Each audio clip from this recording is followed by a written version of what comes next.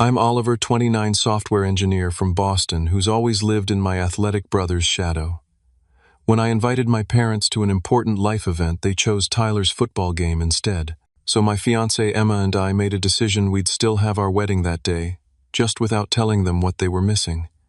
Never thought a simple invitation would shatter my entire family. If you're watching this from somewhere where family has let you down, hit that like button and subscribe. Let me tell you how I accidentally tore my family apart with just one invitation. Growing up as the older brother of a star athlete is like being the moon to their Sunday.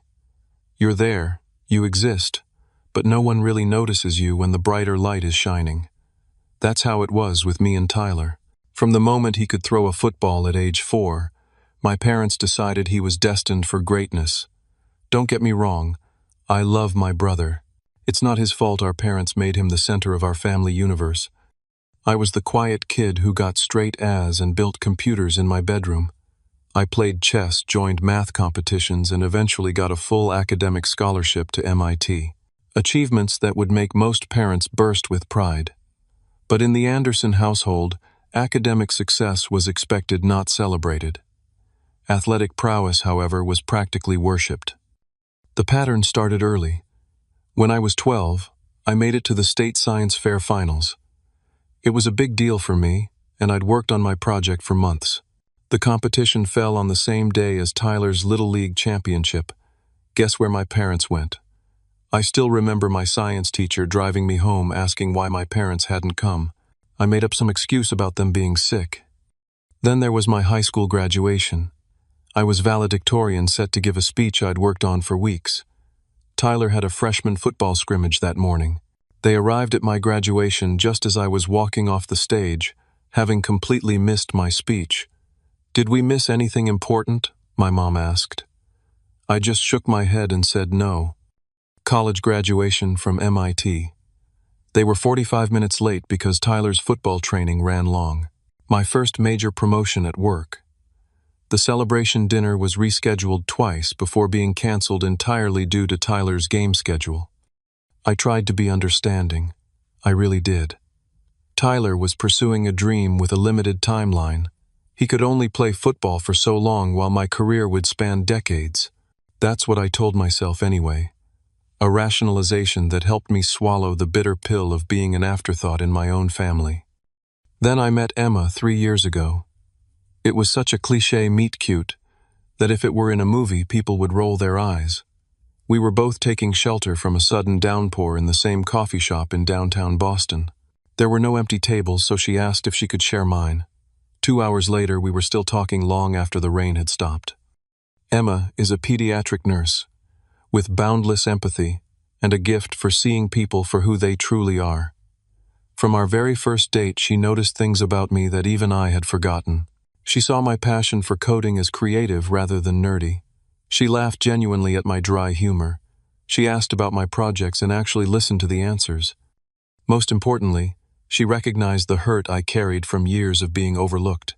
"Your accomplishments don't matter less just because your family doesn't celebrate them properly," she told me one night about 6 months into our relationship. We were having dinner at my apartment, and I'd just mentioned offhandedly that my parents had canceled our plans again for one of Tyler's games. "You deserve to be seen, Oliver." Emma came from a family that couldn't be more different from mine. Her parents, Michael and Susan, showed up for everything.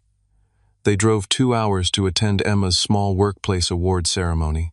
They remembered my birthday and sent thoughtful gifts. They asked about my work and actually understood what I did because they took the time to learn about it.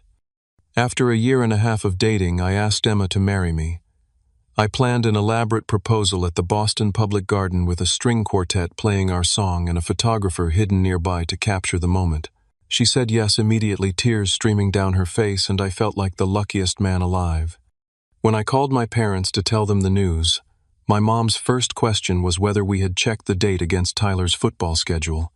Not congratulations, not excitement, just concern that our wedding might conflict with a game. I laughed it off on the phone, but after I hung up, I sat in stunned silence for 20 minutes. Emma and I began planning our wedding, a process that should have been joyful but instead became another exercise in family disappointment. My parents missed our engagement dinner because Tyler had a scrimmage that he really needed them at for moral support. They skipped our menu tasting because there was a potential scout coming to watch Tyler play.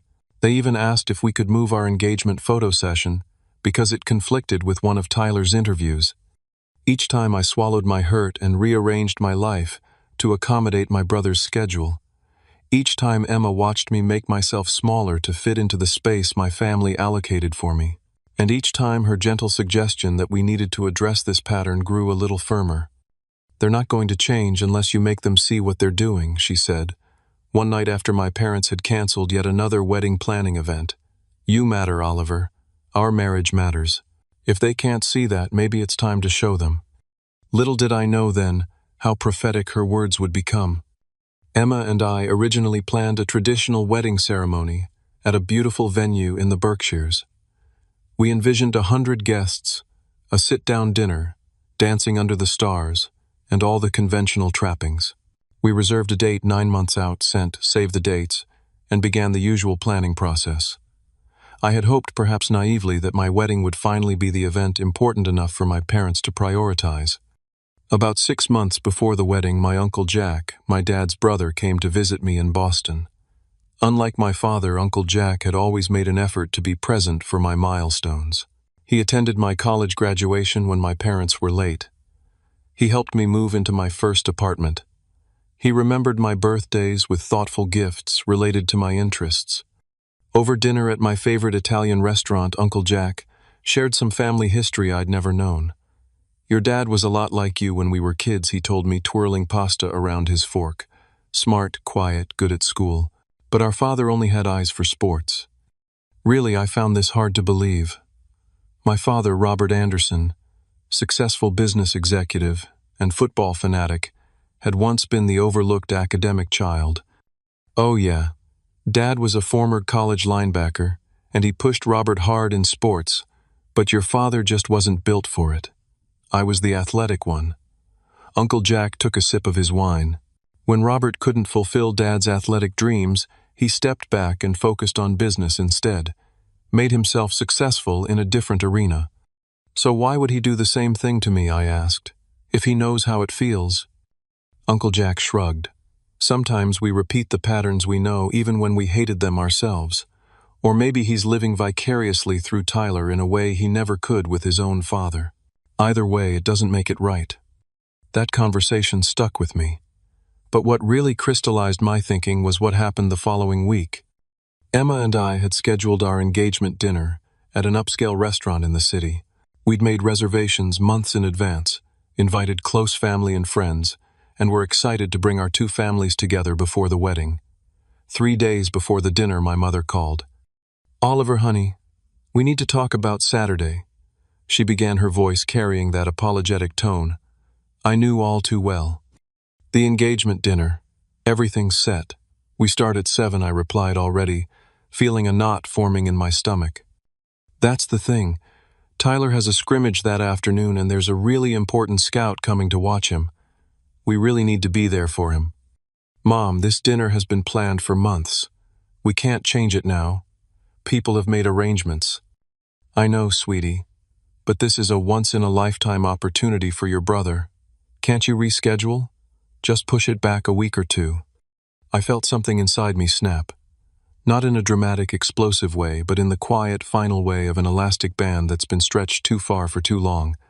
"No, Mom, I can't reschedule. Emma's family is coming from out of town. Reservations are made, deposits are paid. This is important to us." There was a pause. "Well, we'll try to make it, but we might be late. Or we might not make it at all if the scrimmage runs long. You understand, right?" I understood perfectly. And that night, as Emma held me while I processed yet another disappointment, a plan began to form. "What if we changed our approach entirely?" I suggested, staring at the ceiling of our bedroom. "What if we had a small, intimate wedding instead? Just the people who truly want to be there." Emma propped herself up on one elbow. "Are you talking about not inviting your parents?" "Not exactly. I'm talking about not telling them it's a wedding." The plan evolved from there. We would cancel our large wedding and forfeit the deposits. Instead, we would have a small ceremony with just 20 of our closest friends and family members. We would send my parents an invitation to an important life event, deliberately vague, but on the same date we had originally planned for our wedding. Part of me hoped they would surprise me and choose my event over Tyler's game. The other part of me, the part that had been disappointed too many times, knew they wouldn't, and in that case they would learn afterward what they had missed. Emma had concerns. "Are you sure this is the way to address the issue? It feels a bit like a trap." "It's not a trap," I insisted. "It's a test. And also a protection mechanism for me. If I tell them it's our wedding, and they still choose not to come, that's a hurt I don't think I could recover from. This way, if they don't come, at least they didn't explicitly choose to miss my wedding." She wasn't entirely convinced, but she supported my decision. "I just want you to be happy on our wedding day," she said. "Not resentful or sad." "I'll be marrying you," I replied. "How could I be anything but happy?" We set our plan in motion. We found a charming small venue, a historic house with gardens in Cambridge. We ordered new, simpler invitations for our reduced guest list, making it clear they were coming to our wedding, and we crafted a separate, carefully worded invitation for my immediate family. "You are cordially invited to an important milestone in Oliver's life," it read. "Saturday, June 12th at 2 o'clock in the afternoon. Your presence would mean the world to him." I mailed it with a mixture of hope and trepidation. 3 days later, my mother called. "Oliver, about this event on the 12th. She began. Yes, I held my breath. "We're so sorry, but that's Tyler's big game against State. The one they've been building toward all season. We really can't miss it." Even though I'd expected this response, the pain was still sharp. "I see. Can you tell us what this event is? Maybe we could stop by before or after the game." "It's personal," I said. "And no, it's at a fixed time. But don't worry about it. Enjoy the game. Are you sure you sound upset?" "I'm fine, Mom. I've had plenty of practice adjusting my expectations." After I hung up, Emma found me sitting silently on our couch. She didn't say anything, just held my hand. "Well, that's that," I finally said. "Wedding planning continues without the Anderson family." There was one family member who did find out the truth, though. My grandmother, Rose, my father's mother, had always had a special relationship with me. She called a week before the wedding, concerned about the vague invitation. "Oliver, what's this mysterious event? You know I'll be there regardless, but my curiosity is killing me." I found I couldn't lie to Grandma Rose. "It's my wedding to Emma, Grandma. But please don't tell Mom and Dad." There was a pause. "They don't know." I explained the situation, expecting her to scold me for the deception. Instead, she sighed deeply. "History repeats itself," she said cryptically. "I'll be there, Oliver. And I won't say a word to your parents. Some lessons must be learned the hard way." As the wedding day approached, I felt a complex mix of emotions: excitement about marrying Emma, sorrow about my family's absence, anxiety about the eventual fallout, and a quiet determination to finally stand up for my own importance in the world. The morning of June 12th dawned clear and perfect, as if even the weather was conspiring to make our small wedding beautiful. I woke up in a hotel room, following tradition by spending the night before the wedding apart from Emma. My best friend Marcus was already up making coffee in the room's small kitchenette. "Big day, man," he said, handing me a steaming mug. "How are you feeling?" I took a moment to assess. Good. Nervous, but good nervous.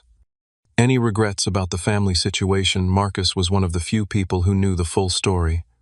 I stared into my coffee. I keep thinking maybe I should call them, tell them the truth. Give them one last chance to choose me. Marcus sat on the edge of the bed. "Look, Oliver, I've known you since college. I've seen how your family treats you. This isn't about punishing them. It's about finally doing something for yourself, without diminishing it to accommodate them." He was right, but doubt still gnawed at me. What if this destroys my relationship with them permanently? If missing your wedding destroys your relationship, that's on them, not you. Real family shows up. Emma's family shows up. Your friends show up. We're all here. His words steadied me, and I focused on getting ready. The morning passed in a blur of showers, breakfast dressing in our suits, and last-minute preparations. By noon, we were at the venue, a gorgeous colonial-era house with gardens in full bloom. The setup was simple but elegant. Chairs arranged in rows facing a flower-covered arch in the garden. Inside tables were set for an intimate reception dinner. Emma's touches were everywhere. Wildflowers in mason jars, twinkling lights strung through the trees for later framed photos of us throughout our relationship. At 1:30 guests began to arrive. Emma's parents, Michael and Susan, came first, both hugging me tightly. "We are so proud to welcome you to our family," Susan whispered in my ear. Uncle Jack arrived next, then friends from work and college. Grandma Rose came in a beautiful blue dress, her silver hair elegantly styled. She took my hands in hers and looked me directly in the eyes. "You look so much like your grandfather," she said. "He would have been here today no matter what else was happening in the world." The ceremony was scheduled for 2 o'clock. At 1:50 I stood in a small room at the back of the house adjusting my tie for the 10th time when there was a knock on the door. It was Uncle Jack. "I think that's my job," he said, gesturing to my tie. As he straightened it, he added, "I know I'm not your father, Oliver, but I would be honored to stand in for him today. Walk with you to the altar if you'd like." Emotion clogged my throat. "I'd like that very much," I managed to say. At precisely 2 o'clock, while my parents sat in stadium seats at my brother's football game, I walked down the aisle with my uncle beside me. I took my place under the arch and turned to watch the entrance. And then Emma appeared, and everything else faded away. She was breathtaking in a simple white dress, her hair adorned with tiny flowers, her smile radiant. Her father walked her down the aisle, pride evident in every step. As he placed her hand in mine, I felt a profound sense of rightness. This woman saw me, valued me, chose me above all others. Whatever happened with my family afterward, I knew I was making the right decision today. The ceremony was brief but deeply meaningful. We exchanged vows we had written ourselves. I promised to always see Emma for the extraordinary person she was, to support her dreams, as she supported mine, to build a family based on mutual respect and presence. She promised to stand by me through all of life's challenges, to help me recognize my own worth, and to create a home where we both felt valued and loved. After we exchanged rings and were pronounced husband and wife, we turned to face our small gathering of guests. The applause was enthusiastic, the smiles genuine. These were people who had chosen to be present for an important moment in our lives, and their joy for us was palpable.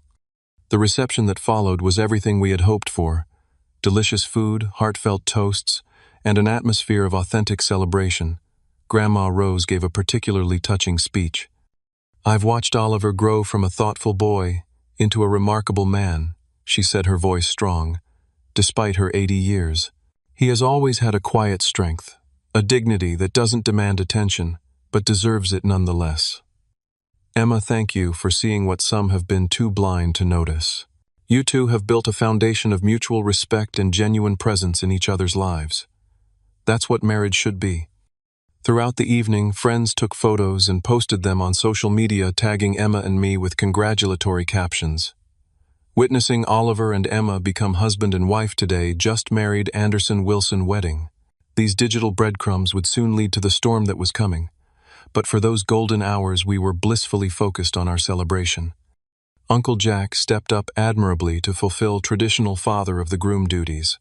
He gave a toast, danced with Emma for the father-daughter dance, while her dad danced with me for the mother-son dance, and generally ensured I didn't feel the absence of my parents too keenly. As the evening progressed and the twinkling lights in the trees created a magical atmosphere, Emma and I shared a quiet moment alone in the garden. "Any regrets?" she asked, echoing Marcus's question from that morning. I looked around at the joyful celebration, at the people who had made the effort to be there for us, and then back at my new wife's beautiful face. "Not a single one," I answered truthfully. "This is perfect." And it was. Despite the absence of my immediate family, or perhaps because of the absence of their habitual neglect, our wedding day was filled with genuine joy, unmarred by disappointment or accommodation. For once in my life, I had prioritized my own significant moment, and it felt like a first step toward a healthier future. As we danced under the stars with our chosen family surrounding us, I felt a peace I hadn't expected. Whatever storm was coming when my parents discovered what they had missed, at least, we would weather it as husband and wife, secure in the knowledge that we had begun our marriage surrounded by love and authentic support. The morning after our wedding, Emma and I woke up in our hotel suite to the sound of my phone buzzing incessantly. Still groggy and wrapped in the happy bubble of newlyweds, I initially ignored it. But when Emma's phone started going off too, we knew something was happening. I reached for my phone and found it flooded with notifications. Text messages, voicemails, social media alerts, all pouring in at a staggering rate. As I scrolled through, the reality of what was happening dawned on me. Our wedding photos had spread online, and my family had discovered what they'd missed. The first message I opened was from my mother, time-stamped at 7:15 that morning. "Oliver, there are pictures of you and Emma in wedding clothes all over Facebook. Please call me immediately and explain what's going on." 10 minutes later, another text. "Oliver Anderson, you answer your phone right now. What have you done?" By 8 o'clock, the tone had shifted dramatically. "How could you do this to us? Your own wedding. Without telling us. Call me now." My father had left several voicemails, each progressively more angry. The first was brief and confused. "Oliver, it's Dad. Call me back as soon as you get this. There's some confusion about some photos online." The second, left 30 minutes later, was less measured. "What kind of son doesn't invite his parents to his wedding? Call me back immediately." By the third voicemail, his anger was palpable. "You've broken your mother's heart with this stunt. I raised you better than this. This is unacceptable behavior, and there will be serious consequences for this level of disrespect." Tyler's messages were perhaps the most unexpected in their intensity. "Dude, what the actual hell? You got married during my big game. The scouts were there. This was my moment, and now everyone's blowing up my phone about your wedding. Mom's hysterical. Dad's on the warpath, and I'm standing here looking like an idiot because I didn't even know my own brother was getting married. Way to make everything about you for once." Emma read the messages over my shoulder, her face growing increasingly concerned. "I knew there would be fallout, but this is intense," she said quietly. "Are you okay?" I wasn't sure how to answer. Part of me had expected anger, but the sheer volume and intensity of the responses was overwhelming. "I think I need to understand exactly what's happening out there before I respond to anyone," I said. We spent the next hour piecing together the digital trail. Our friends had posted dozens of photos from the wedding, all with tags that made them easily findable. "Congratulations to the newlyweds, Anderson Wilson wedding. And what a beautiful day for Oliver and Emma, just married. And so honored to witness Oliver and Emma's special day." These posts had been seen by mutual friends, extended family members, and my parents' social circle. By morning, the news had spread widely, with many expressing surprise that the Anderson family wasn't in any of the photos. My mother's cousin had apparently called her first thing in the morning to congratulate her on her son's beautiful wedding, only to discover that my mother had no idea what she was talking about. From there, the situation had snowballed, as my parents frantically searched social media and found indisputable evidence that their son had gotten married without telling them. As we were still trying to process this information, my phone rang again. It was my mother. After a deep breath and a reassuring nod from Emma, I answered. "Hello, Oliver." My mother's voice was tight with emotion. "Please tell me these pictures are from some kind of pre-wedding photo shoot or costume party. Please tell me you didn't actually get married yesterday without telling us."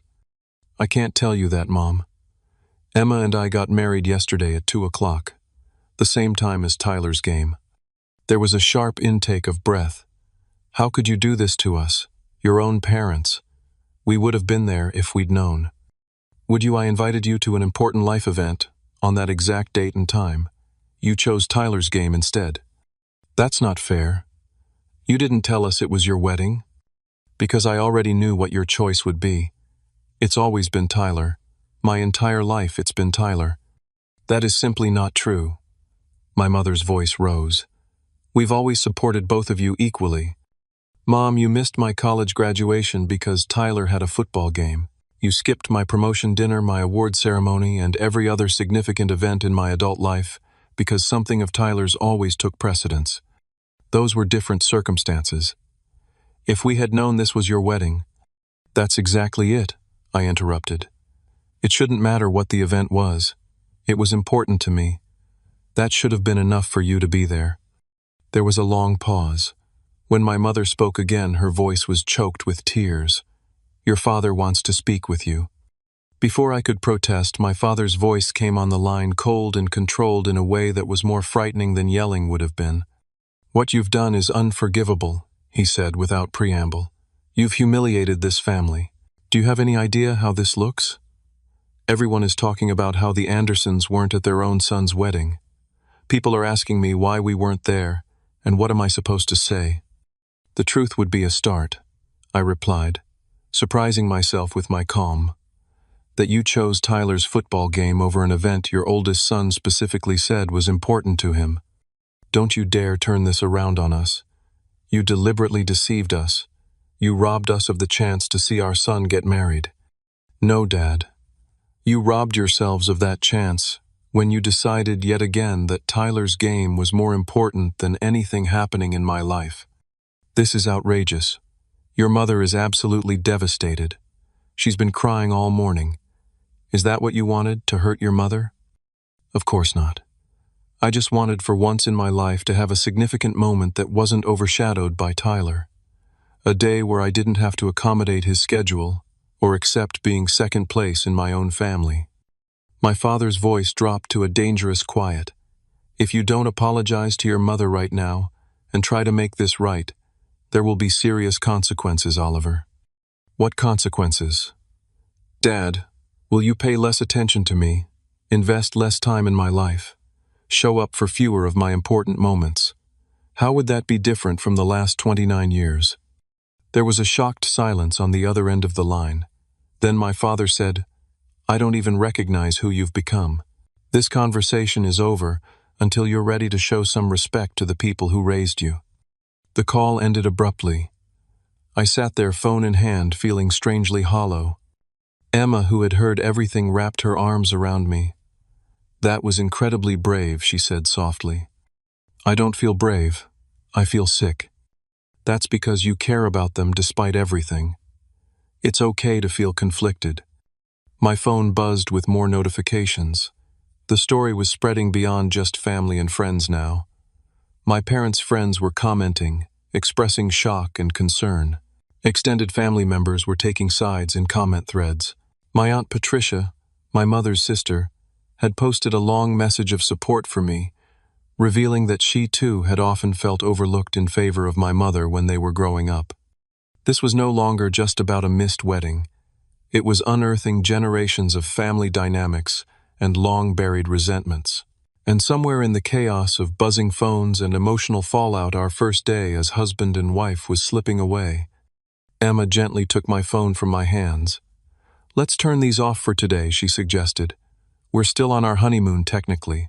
The family drama will still be there tomorrow. She was right, of course. But as I tried to focus on enjoying our day together, I couldn't shake the feeling that I had just irrevocably altered my family's landscape, and I wasn't sure if anything would ever be the same again. The week following our wedding was like watching a family implosion in slow motion. Emma and I had planned a short honeymoon getaway to a coastal town in Maine, but the constant barrage of family drama made it difficult to truly disconnect and enjoy our time as newlyweds. By Tuesday, just 3 days after our wedding, the situation had escalated beyond anything I could have anticipated. My Uncle Jack called while Emma and I were having breakfast at our oceanfront bed and breakfast. Oliver, I wanted to check in on you, he said, his voice tight with concern. Things have gotten pretty intense back home. What's happening? I asked, stepping outside to take the call while Emma finished her coffee. Your father and mother had a huge fight last night. He's blaming her for raising you wrong and creating this mess. Said if she'd been a better mother, you wouldn't have pulled this stunt. I felt sick. That's ridiculous. This isn't Mom's fault. I know that, and deep down Robert knows it too. But he's lashing out. He actually threatened divorce, Oliver. Packed a bag and everything, though Aunt Rose talked him into staying at the house for now. Divorce. Over this, the weight of unintended consequences settled heavily on my shoulders. I never wanted to break up their marriage. This isn't about you, not really, Uncle Jack sighed. It's about 30 years of your father's unprocessed issues with his own father and how he's repeated those patterns with you and Tyler. Your wedding just brought it all to the surface. After speaking with Uncle Jack, I called my mother. She answered on the first ring, as if she'd been waiting by the phone. Oliver. Her voice sounded raw, like she'd been crying for days. Hi, Mom. Uncle Jack called me. He said Dad's talking about divorce. She let out a shuddering breath. Your father is very upset. He feels we've failed as parents, that I've failed specifically. He says a good son wouldn't have excluded his parents from his wedding, so we must have done something terribly wrong. Mom, that's not. I've been having anxiety attacks, she continued, her voice shaking. I can't eat, can't sleep. All I can think about is missing your wedding. My own son's wedding. The photos are everywhere, Oliver. My friends keep calling, asking why we weren't there. Do you know how humiliating this is? Guilt and frustration warred within me. I'm sorry you're hurting, Mom, but I've been hurting for years. Every time you and Dad chose Tyler's events over mine. Every important moment you missed. The wedding was just the culmination of a lifetime of feeling secondary in my own family. We never meant to make you feel that way, she whispered. But you did. And when I explicitly told you I had an important event, you still chose Tyler's game without hesitation. Because we didn't know it was your wedding, she cried. It shouldn't have mattered what it was, I replied, the same point I'd been trying to make all along. It was important to me. That should have been enough. The conversation went in circles after that, neither of us truly hearing the other. Before we hung up, my mother made one last plea. Please talk to your brother. He's taking this very hard. Tyler. I hadn't spoken directly to him since the wedding, though his angry texts had continued. With a sense of dread, I called him next. Finally decided to pick up the phone, he answered, his voice cold. Tyler, Save it. Do you have any idea what you've done? The scouts were distracted during the game because people in the stands were showing them wedding pictures of you on their phones. My big chance. And you managed to screw it up without even being there. That's hardly my fault, I protested. I didn't ask anyone to show pictures during your game. No, you just deliberately scheduled your secret wedding on the same day as the most important game of my career. I'm your brother Oliver. Your brother, and you didn't even tell me you were getting married. Would you have come if it meant missing your game? I asked quietly. There was a telling pause. That's not the point, he finally said. That's exactly the point. No one in this family would have chosen my wedding over your game. That's why I didn't tell you what the event was. So you set us all up to look bad. Congratulations, it worked. Dad's threatening to leave Mom. Mom's having panic attacks, and I'm getting sideways looks from my teammates like I'm some kind of terrible brother who skipped his own brother's wedding for a football game. You've turned our whole family upside down just to prove a point. The conversation deteriorated from there, with Tyler accusing me of jealousy and sabotage, and me trying unsuccessfully to make him understand my perspective. We ended the call with nothing resolved, just more hurt feelings on both sides. Meanwhile, the extended family was taking sides. Grandma Rose had become one of my strongest advocates, calling family members to explain my perspective and standing firm in her support of my decision. Uncle Jack was playing mediator, trying to help my father see his role in the situation, while also gently suggesting I could have handled things differently. My mother's sister, Aunt Patricia, had surprised everyone by publicly supporting me. In a family group chat that had turned into a heated debate forum, she wrote, Diane, you and Robert did the same thing to Oliver that Mom and Dad did to me, always favoring one child over the other. The chosen child never sees it, and the parents deny it. But the overlooked child feels it every single day. Oliver just had the courage to finally call it out. This revelation led to its own separate family drama, as my mother and Aunt Patricia excavated childhood grievances that had apparently been simmering for decades. By the end of the week, the situation had become so volatile that Uncle Jack suggested a family meeting with everyone present. We need to clear the air before this gets any worse, he said. Your parents' marriage is hanging by a thread. Tyler's blaming you for potential scouts losing interest, and the extended family is choosing sides. This isn't what you wanted, Oliver. He was right. As justified as I felt in my actions, the fallout had extended far beyond what I'd intended. This wasn't about teaching my family a lesson anymore. It was about whether we could salvage any kind of relationship moving forward. Emma and I cut our honeymoon short by 2 days and returned to Boston to face the music. The family meeting was scheduled for Sunday afternoon at Grandma Rose's house, neutral territory. As the time approached, Emma squeezed my hand. "Remember why you did this," she said softly. "Not to hurt them, but to finally stand up for yourself. Don't let them twist this into you being the villain." The meeting was a disaster from the start. My father refused to look at me. My mother burst into tears the moment I walked in. Tyler sat with his arms crossed, radiating hostility. Grandma Rose tried to moderate, but the conversation quickly devolved into accusations and counter-accusations. "You deliberately humiliated us," my father stated flatly. "You've been overlooking me my entire life," I countered. "That's ridiculous. We've supported you every step of the way," my mother cried. "By missing every important event in my life, because Tyler's games always took precedence." "Here we go again," Tyler rolled his eyes. "Poor Oliver, always playing the victim." "You have no idea what it's like," I shot back. "You've always been the golden child. Everything has always revolved around you and your football schedule." "That's not my fault." Tyler stood up, his face flushed. "I didn't ask to be born with athletic talent. I didn't ask for Mom and Dad to come to my games." "No, but you never once said, 'Hey, maybe skip this game and go to Oliver's graduation instead.' You took it all for granted." The argument continued in circles, with old hurts and resentments bubbling to the surface. At one point, my father turned to my mother and said, "This is what comes of your coddling. You've raised a son who thinks the world revolves around him." That led to another argument between my parents, with decades-old parenting disagreements being rehashed in front of everyone. The meeting ended when my mother broke down, completely sobbing uncontrollably, and my father stormed out, saying he needed time to think about whether he even wanted to remain part of this family.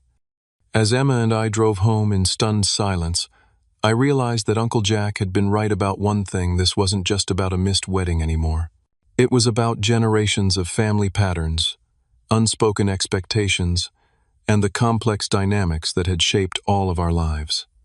The question now was whether our family could survive the painful truths that had been exposed, and whether, even if they finally understood my perspective, the damage done was simply too great to repair.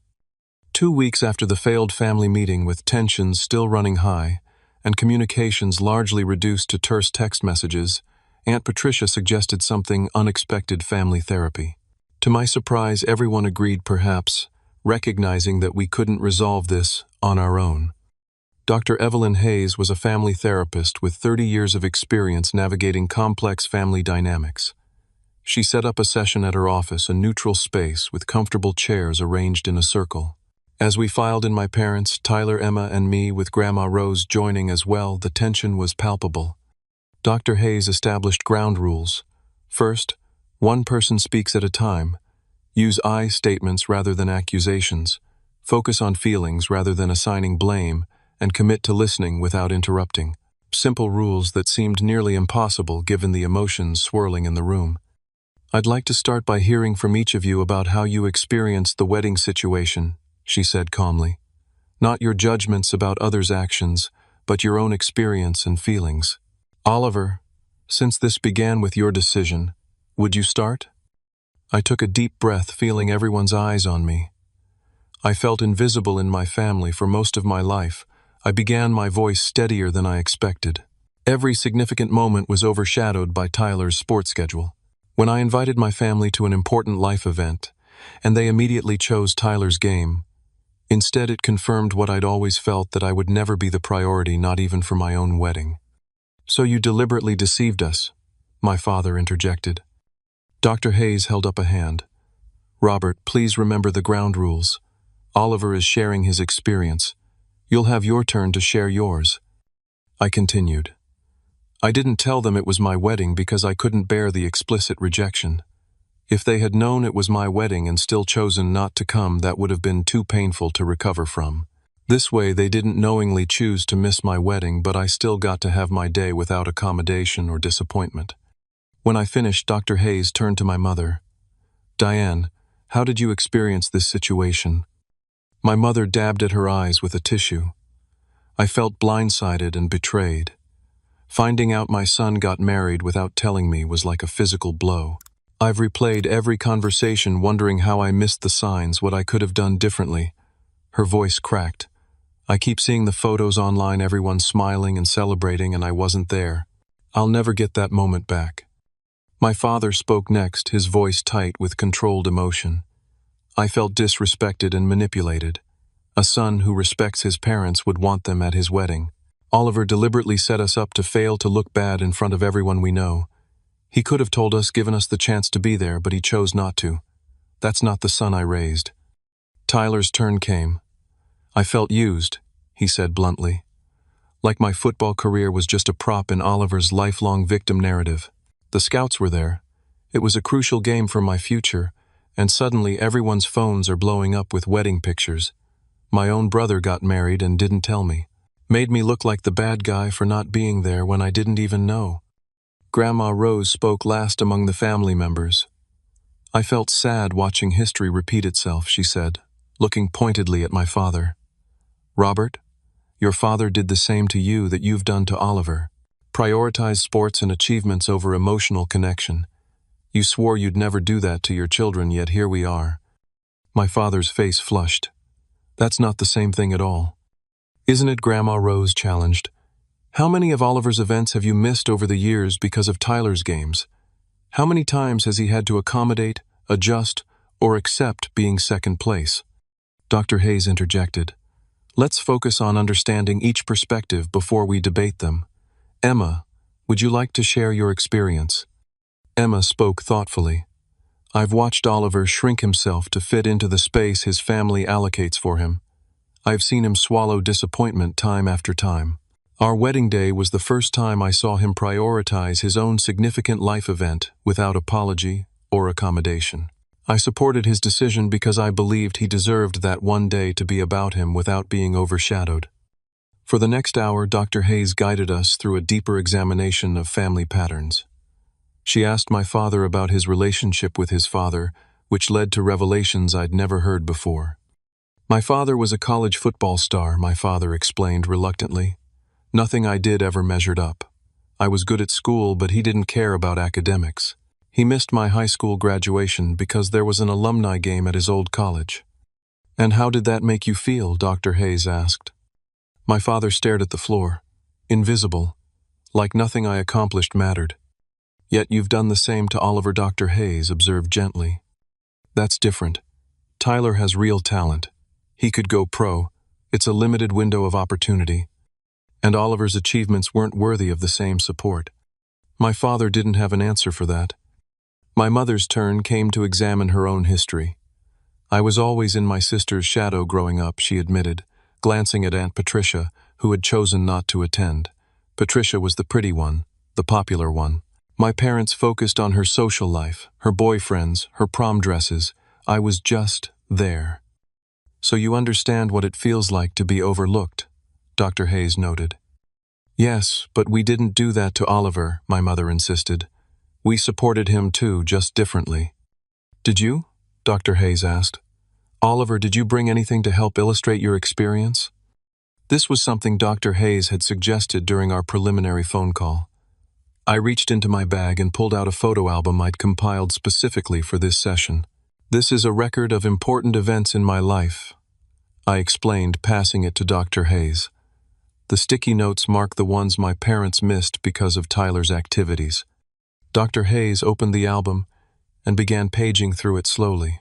My high school graduation, college graduation, academic award ceremonies, my first major art exhibition, a hobby I'd pursued in college, the celebration dinner for my first big promotion. Page after page of significant milestones, nearly all marked with yellow sticky notes. She passed the album to my parents. My mother's hand trembled as she turned the pages. My father's face grew increasingly pale. I didn't realize there were so many, my mother whispered. There's also a section for the wedding planning events you missed, I said quietly. The engagement dinner, the menu tasting, the venue selection, all rescheduled or attended without you because of Tyler's games or practices.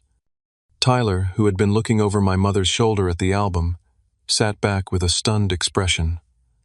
I didn't know, he said. I mean, I knew they came to my games, but I didn't realize what they were missing to be there. It wasn't your responsibility to know, I told him, surprising myself with the lack of anger in my voice. You were just living your life. It was Mom and Dad's responsibility to balance their time between both their children. Dr. Hayes directed the conversation toward Tyler's experience. Tyler, what has it been like for you being what some might call the favored child? Tyler shifted uncomfortably. Everyone thinks it's great being the golden boy, but it comes with crazy pressure. Every game, every practice, I feel like I'm performing for more than just myself. Like I'm carrying Dad's unfulfilled dreams, Mom's expectations. If I fail, I'm not just letting myself down. That's not true, my father protested. We'd love you regardless of how you perform. Would you, Tyler challenged? Because from where I sit, the family identity is wrapped up in my athletic success. What happens when that's gone? What am I worth to this family then? It was a perspective I'd never considered, the burden of being the favored child. The pressure Tyler felt to maintain his position, to justify the family's investment in his success. For the first time, I felt a glimmer of empathy for my brother's position. As the session continued, more truths emerged. My father admitted to living vicariously through Tyler's athletic success, trying to achieve through his son what he never could himself. My mother acknowledged that she had overcompensated for Tyler's activities because she didn't know how to connect with my more intellectual pursuits.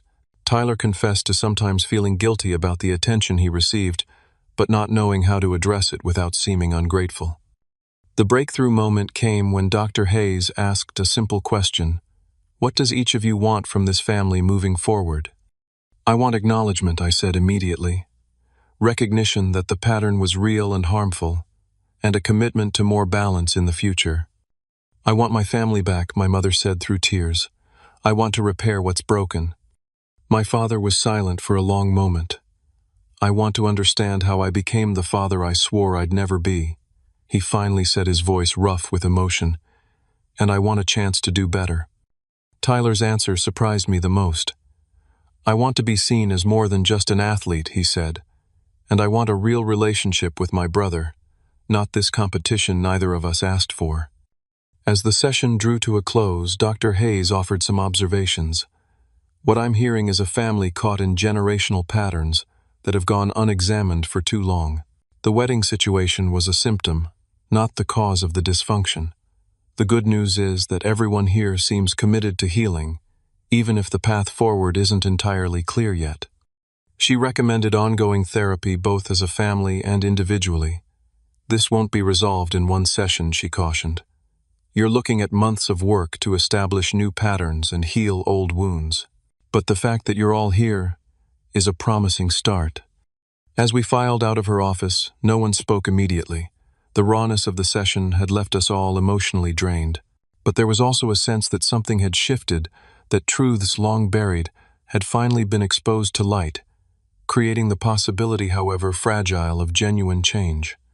3 months after our first therapy session, Emma and I sat in our apartment preparing for a family dinner. It wasn't just any dinner. It was a belated wedding celebration my parents had insisted on hosting, their way of acknowledging what they had missed and attempting to make amends. Are you nervous? Emma asked, adjusting my tie in a gesture that had become familiar since our wedding day. A little, I admitted. We've made progress, but it still feels fragile. The past 3 months had been a journey of painful honesty, tentative reconciliation, and the slow, challenging work of changing family dynamics that had been entrenched for decades. The road to healing hadn't been straight or smooth, but we had all committed to traveling it, however difficult. Individual conversations had been crucial to the process. About a month after our group therapy session, my father had asked me to meet him for lunch, just the two of us. We sat across from each other at a quiet restaurant, the awkwardness between us palpable. I've been doing a lot of thinking, he began, fidgeting with his napkin in a way that revealed his discomfort, and a lot of talking with my own therapist. I waited, giving him space to continue. "The photo album you brought to the session," he said. "I keep thinking about it. All those moments I missed." He looked up, meeting my eyes directly. "Dr. Hayes asked me to try to imagine how I would feel if my father had done the same to me. And the truth is, he did. And it hurt like hell. My father rarely showed vulnerability, and hearing the pain in his voice caught me off guard. I told myself I was being a good father by supporting Tyler," he continued, "that I was doing what my father never did for me. But in the process, I became exactly like him toward you." He took a deep breath. "I'm sorry, Oliver. I was wrong. There's no excuse for missing so many important moments in your life." The apology wasn't perfect. It was awkward and halting, but it was sincere, perhaps. The first truly sincere apology my father had ever offered me. It wasn't just the words. It was the effort he was making to understand, to see the pattern he had perpetuated.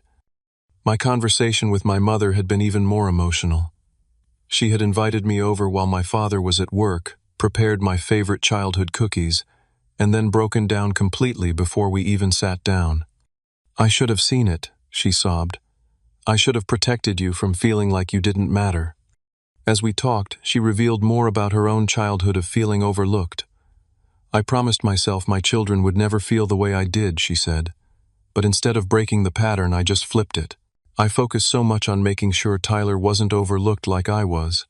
I didn't see that I was doing the exact same thing to you." The conversation with Tyler had perhaps been the most surprising. We met at a basketball court, a neutral space for both of us, and shot hoops while we talked an activity we hadn't shared since we were kids. "I never wanted to be the favorite," he told me, dribbling the ball pensively. "And honestly, it's kind of messed up my head. Like, am I only valuable because I can throw a football? What happens when that's gone?" "You're more than just an athlete, Tyler," I said, meaning it. "Am I? Because sometimes I don't even know who I am outside of football." He passed me the ball. "And for what it's worth, I'm sorry I didn't see what was happening. I should have stepped back sometimes. Told Mom and Dad to go to your stuff instead." "It wasn't your responsibility," I repeated what I'd said in therapy. "You were just a kid too." "Still, you're my brother. I should have had your back." That conversation had marked the beginning of a new relationship between Tyler and me, one based on mutual respect rather than competition or resentment. We'd started texting regularly, making time to connect in ways we never had before. Emma had been my rock throughout the process, supporting me while also encouraging me to maintain healthy boundaries. "Healing doesn't mean forgetting," she reminded me often. "It means moving forward with awareness and protection for yourself." Grandma Rose had played her own important role, sharing family history that provided context for the patterns we were trying to break. "Your grandfather was a hard man," she told me during a visit to her home. "He saw vulnerability as weakness and affection as indulgence. Robert learned early that the only way to get his father's attention was through achievement. It's no excuse for how he treated you, but understanding the pattern is the first step to breaking it." Now, as Emma and I drove to my parents' house for the celebration dinner, I reflected on how far we had come in 3 months. There had been setbacks, tense phone calls, therapy sessions that ended in tears, moments when old patterns threatened to reassert themselves. But there had also been progress, genuine efforts at change, and a new honesty in our family that, while sometimes painful, was ultimately healing. My parents' house was decorated for the occasion with string lights and flowers. A banner reading, "Congratulations, Oliver and Emma," hung in the dining room. It was a small gathering, just my parents, Tyler, Grandma Rose, Uncle Jack, and Aunt Patricia. The atmosphere was slightly tentative at first, everyone conscious of the journey we'd been on, and the work still ahead. But as we shared a meal prepared with care by both my parents, a first, my father had never participated in cooking before, the tension gradually eased. After dinner, my father stood and asked for everyone's attention. He held a glass of champagne, his expression uncharacteristically vulnerable. "I want to make a toast," he said, "to Oliver and Emma. I missed the opportunity to do this on your wedding day, a fact I will always regret." He paused, collecting himself. "But I'm grateful for the chance to do it now, and for your willingness to give our family another chance despite the pain we caused." He turned to face Emma and me directly. Oliver, you've grown into a man of principle and courage, the kind of man who stands up for himself and speaks his truth even when it's difficult. I wish I could take credit for that quality. But the truth is, you developed it despite my failures, not because of my guidance. He swallowed hard before continuing. Emma, thank you for seeing the extraordinary person my son is, for valuing him as he deserves to be valued. And thank you for not giving up on this family, even when you had every right to. He raised his glass. To Oliver and Emma. May your marriage be built on the mutual respect and genuine presence that you've shown us is possible. May you break the harmful patterns of the past and create a new legacy of love and balance. And may you always know that despite our flawed expressions of it, you are both deeply loved and valued in this family. It wasn't a perfect speech, and it couldn't erase the hurt of the past. But it was honest, and it acknowledged both the pain and the possibility of a different future. As we all raised our glasses, I felt the weight I'd carried for so long begin to lighten, not because the past had been erased, but because it had finally been seen and acknowledged. Later that evening, as the gathering was winding down, I found myself alone with my brother in the backyard. We sat in the old porch swing looking up at the stars. So Tyler said after a comfortable silence, "Think Mom and Dad are going to make it." My parents' marriage had been strained to the breaking point by the wedding incident and its aftermath. The threat of divorce had been real. But the therapy seemed to be helping them too, forcing them to examine patterns in their relationship that went beyond their parenting. "I think so," I replied. "They're both trying. That counts for something." Tyler nodded. "It's weird, you know. This whole situation blew up our family, but maybe it needed to happen, like lancing a wound to let the infection out." "That's a graphic but accurate metaphor," I laughed. "Hey, I'm not just a pretty face with a good throwing arm," he grinned, then grew serious again. "For what it's worth, I'm glad you did what you did. Not because it hurt Mom and Dad, but because it forced us all to face some hard truths. I think we needed that, even if none of us would have chosen it." As Emma and I drove home that night, I felt a sense of peace I hadn't expected to reach so soon. The hurt hadn't magically disappeared. The trust wasn't fully rebuilt. The new patterns we were trying to establish were still fragile and required conscious effort from everyone. But there was genuine progress, real change that gave me hope for the future of our family. "What are you thinking?" Emma asked, squeezing my hand as I drove. "I'm thinking about family patterns," I replied. "How easy it is to repeat them without even realizing it. My father repeated his father's pattern. My mother repeated her parents' pattern in reverse." "And what about us?" Emma asked. "When we have children someday?" "I think being aware of the pattern is the first step to breaking it," I said. "Seeing it clearly, naming it, and consciously choosing a different path. And having a partner who calls you out when you start slipping into old habits," Emma added with a gentle smile. She was right. The healing that had begun in our family wasn't just about the past. It was about the future we were creating together. The awareness we now shared would help us build something different, something healthier for the next generation. The road ahead would still have its challenges. Family healing isn't a destination but an ongoing journey. There would be moments when old hurts resurfaced, when ingrained patterns threatened to reassert themselves. But we had broken the silence, named the dysfunction, and committed to a different way forward. That, I believed, was the most important first step. As we arrived home, I thought about all the people watching this video who might recognize their own family patterns in our story. Have you ever felt overlooked or undervalued in your family? Have you been caught in generational patterns that seem impossible to break? Share your experiences in the comments below.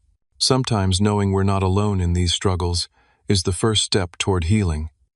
If this story resonated with you, please hit that like button and subscribe to hear more stories of family challenges and reconciliation. Your support means everything as I continue sharing these personal journeys. Thank you for listening, and remember, standing up for your worth doesn't mean giving up on the relationships that matter. Sometimes the hardest conversations lead to the most meaningful healing.